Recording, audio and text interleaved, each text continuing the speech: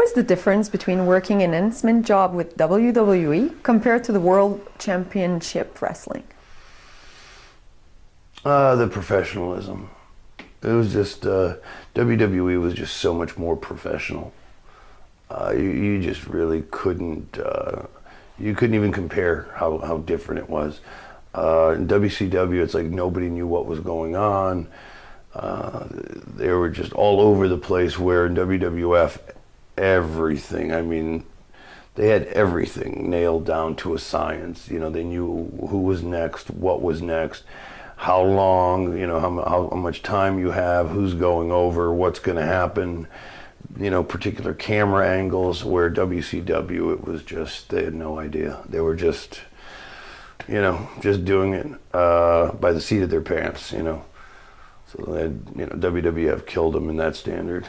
What about the pay difference between the two companies with the same similar kind of work? Same. Same? Yeah, pretty much the same. And the ambiance or environment behind the backstage, was it the same or? No, WWF was a little more intense, a little more professional. Again, WCW, it almost seemed like it was more of a, like everybody knew everybody. It was just another night.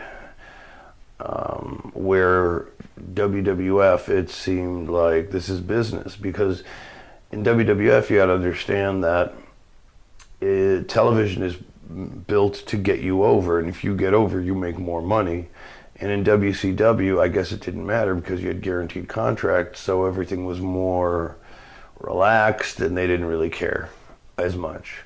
So I think the WWF guys were a bit more hungry, and they treated it as such.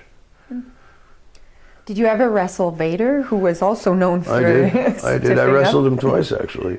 Once for WCW, and one of his last matches, I believe, in New Jersey for this small promotion called Pro Wrestling Syndicate about 5 years ago. But yeah, Vader was okay. He wasn't bad. He wasn't bad at all. Thank God. Thank God. Yeah. What was your favorite match from WCW? Since I only had two, I had the one with the Nasty Boys and the one with Vader. I would have to say Vader, just because it was better than the Nasty Boys. Was there ever any offer from WCW around the time Hall and Nash came over? No, not formally. Nothing? No. Okay. When it was time for the renegotiation, and WCW was starting to come up, where they said, you know, Scott and Kevin wanted to leave, and Vince could not match their offer, or didn't, you know, financially just couldn't match what they were offering.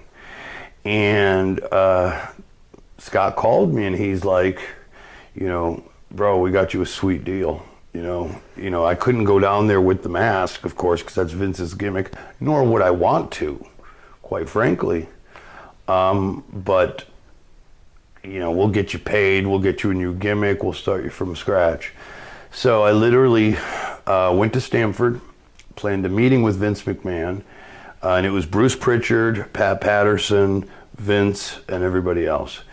And I said, Vince, I'm 23 years old, I've been wrestling full-time for years now. I'm coming into my own. Like I was starting to get good, starting to get damn good.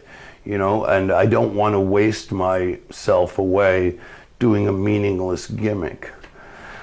So Vince said, well, pal, we can't let you go. It's just, you know, it's just going to look bad for us because, you know, all our talent's going over there.